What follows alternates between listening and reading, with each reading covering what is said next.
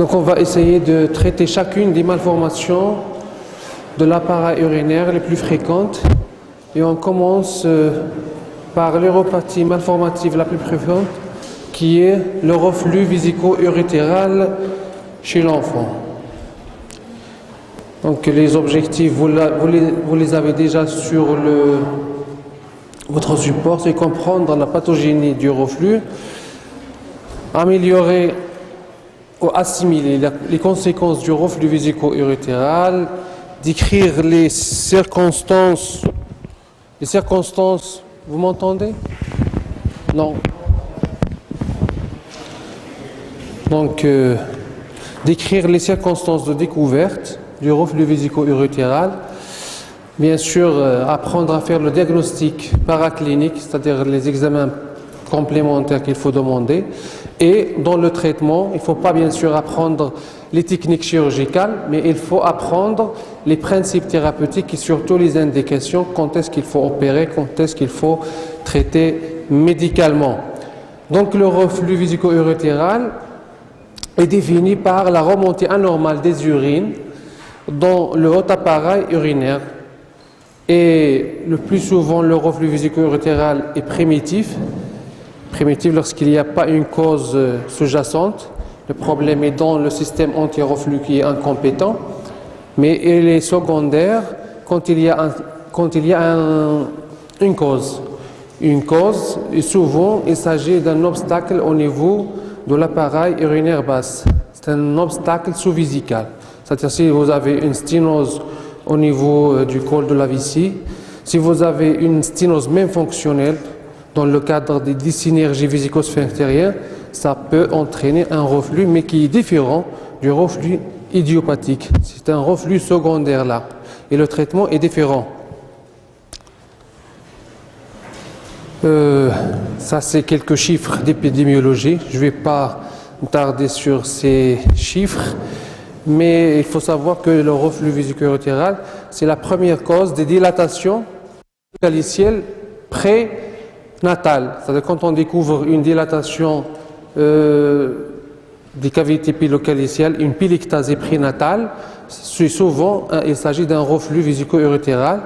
Et il y a un facteur génétique qui est incriminé, surtout le gène PAX2 qui est mis en cause, c'est-à-dire pourquoi certains individus font plus de reflux que par rapport aux autres, ou bien lorsque vous avez un malade qui a un reflux dans la fratrie, donc il y a un risque d'avoir un reflux chez le frère ou la sœur, plus le risque qui existe dans la population générale. Il y a aussi un facteur racial, la race blanche, c'est-à-dire la race blanche il prédispose au reflux vésico-urétéral. Aussi, il faut savoir que durant la première année de vie, 80% des garçons, c'est-à-dire lorsqu'on a un reflux, dans cette tranche d'âge, dans 80% des cas, il s'agit d'un garçon. Et au-delà de 3 ans, la majorité, c'est des filles. C'est-à-dire que lorsqu'on découvre un reflux vésico-urétéral chez une fille, il s'agit souvent d'une grande fille, au-delà de 3 ans. Et lorsqu'on découvre un reflux vésico-urétéral chez un garçon, il s'agit souvent d'un nourrisson. Voilà, donc c'est pour ça qu'on va distinguer 2 entités qui sont très importantes à reconnaître, c'est le reflux vésico-urétéral du nouveau-né et du nourrisson et le reflux vésico-urétéral qu'on découvre après l'âge de la propreté. Et ils sont différents par les symptômes et aussi ils sont différents par le grade en fonction de l'âge, et ils sont aussi différents par l'évolution, c'est-à-dire que il y a certains reflux qui vont évoluer favorablement et d'autres qui vont s'aggraver. Pourquoi on a un reflux? Donc pour comprendre le pourquoi du reflux vésico-urétéral, il faut d'abord comprendre pourquoi on n'a pas de reflux vésico-urétéral chez un individu qui est normal. Et là, donc, il faut connaître ce qu'on appelle l'unité anatomique et fonctionnelle anti-reflux, c'est-à-dire le système anti-reflux. Le système anti-reflux qui comprend plusieurs éléments anatomiques et fonctionnels. Et le premier élément anatomique, c'est le tragésomiqueux. Le tragésomiqueux, on doit avoir un trajet suffisant dans la paroi de la vessie si on veut espérer de ne pas avoir le reflux. Aussi, l'amarrage solide de l'urtère au trigone. Il y a certains urtères qui sont bien amarrés au trigone, c'est pour ça que le trigone joue un rôle très important comme dans le système anti-reflux. Le mur postérieur vésical, il y a aussi ce qu'on appelle un espace de glissement du reflux de l'urtère, c'est-à-dire l'urtère il est mobile avec la vessie et cette mobilité est assurée à travers une gaine qu'on appelle la gaine de Waldeyer, c'est-à-dire que cette gaine qui permet à l'urtère d'être mobile. C'est-à-dire que l'urtère est fixe au niveau d'un point ou quelques points, mais sur la longueur, il est mobile. C'est-à-dire que le trajet somuqueux est mobile dans la gaine de Waldeyer.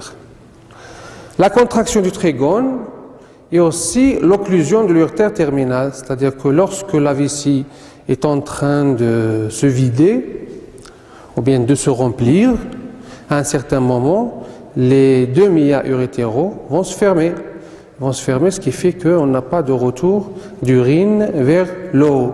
Et aussi un élément qui est très important, c'est le péristaltisme urétéral, ce qui fait que lorsqu'on a des reflux de haut grade qui sont négligés et qu'on a une perte de ce péristaltisme au niveau des derniers centimètres de l'urtère, il ne faut pas uniquement réimplanter cette urtère, mais il faut réséquer ces derniers centimètres qui ne sont pas fonctionnels.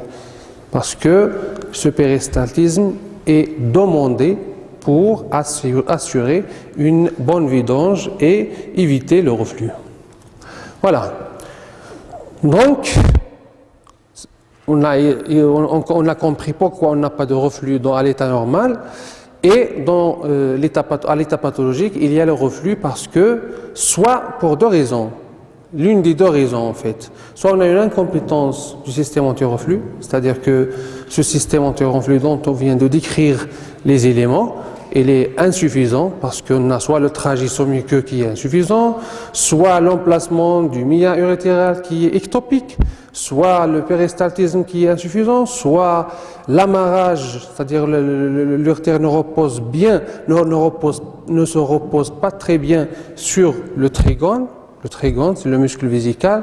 Donc si on a l'un ou plusieurs éléments qui sont insuffisants dans ce système anti-reflux, on va avoir le reflux vésico-urétéral primitif ou idiopathique. Mais si on a ce système anti-reflux qui est correct et qu'on a une augmentation de la pression dans la vessie pour une raison généralement d'obstacle, on va avoir une hyperpression dans la vessie. Ce qui fait que cette hyperpression va vaincre le système anti-reflux parce que c'est vrai qu'on a un système anti-reflux qui est efficace, mais il est efficace pour une certaine pression.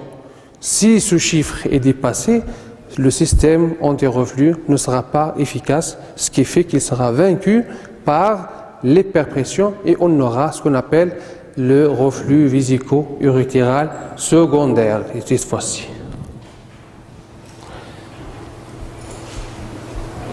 Voilà, donc c'est la même chose. Ça, c'est quelques aspects endoscopiques du mia urétéral. Donc, lorsqu'on a un mia qui est béant, à la cystoscopie, il évoque un reflux, parce que des fois on ne trouve pas de reflux sur la cystographie. Il faut compléter par une cystoscopie, et à la cystoscopie, on inspecte les mias urétéraux. Si le mia il est bien fermé au moment du remplissage, ça veut dire que le mia d'un urtère qui est normal, il n'y a pas de reflux. Mais si vous avez un trou au niveau de ce méa, c'est-à-dire un méa qui est ouvert, ce qu'on appelle les méas béants, comme le trou de golf, comme vous voyez ici. Le trou de golf, c'est l'aspect caractéristique le plus fréquent. Là, ça évoque un reflux vésico-urétéral. Alors, chez le nourrisson, souvent ces reflux, lorsqu'il existe, ils sont en rapport avec un trajectoire muqueux qui court.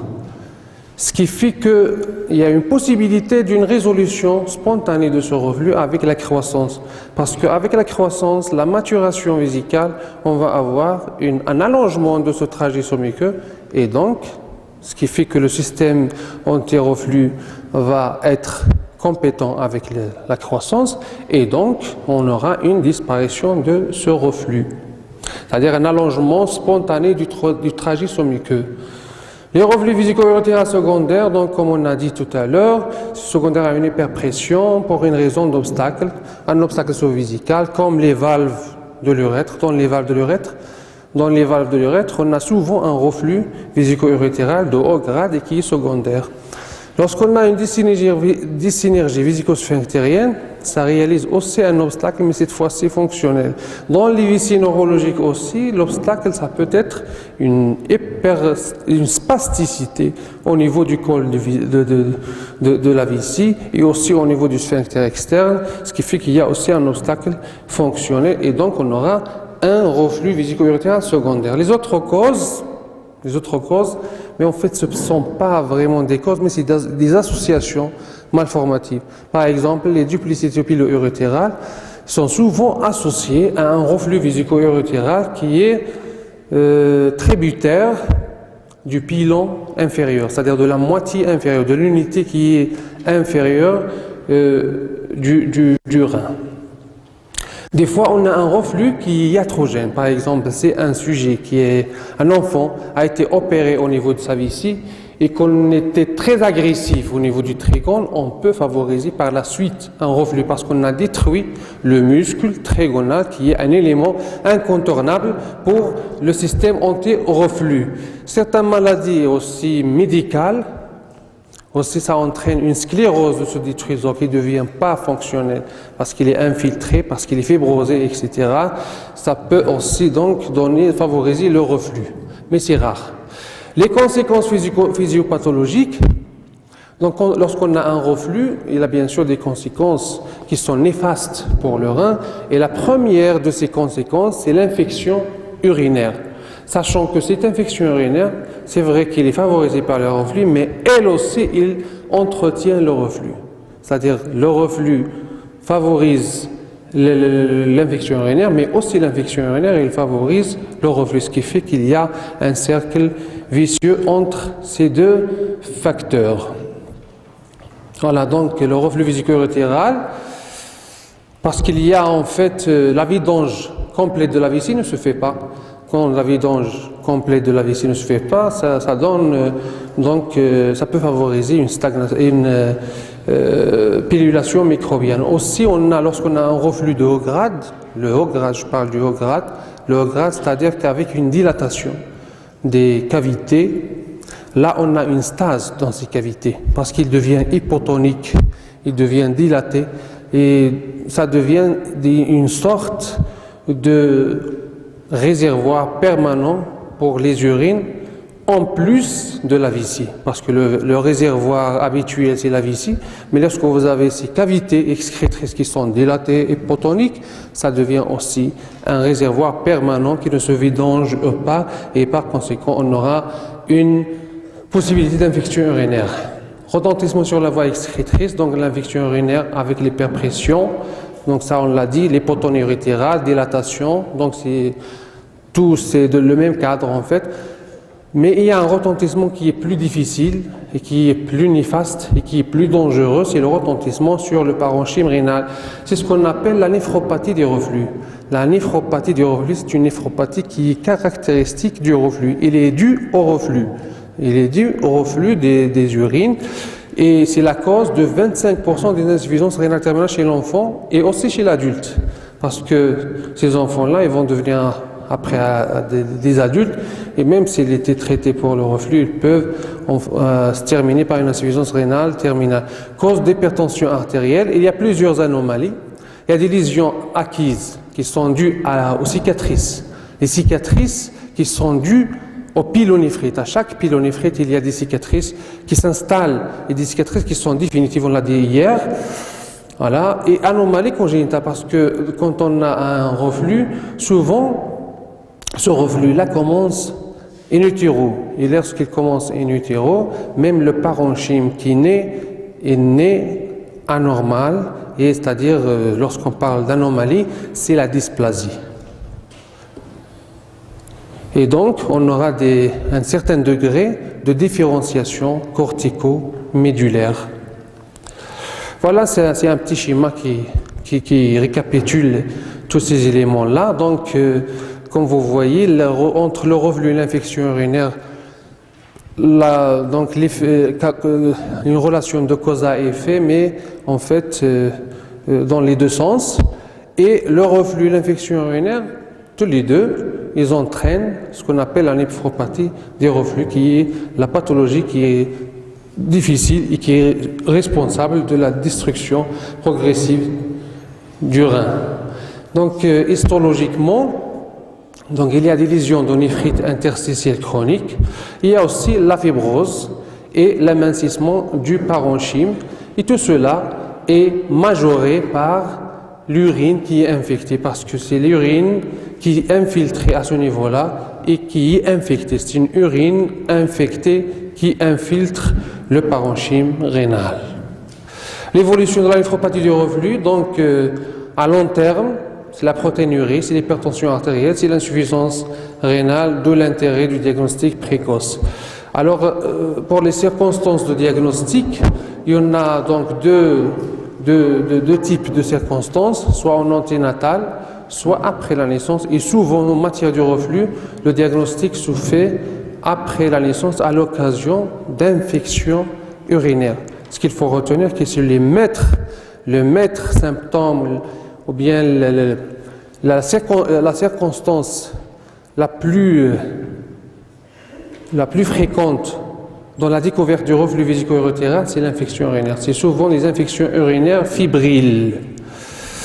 Et bien sûr, avant, si on a la chance d'avoir le diagnostic anténatal, c'est la pélictasie, c'est la dilatation des cavités.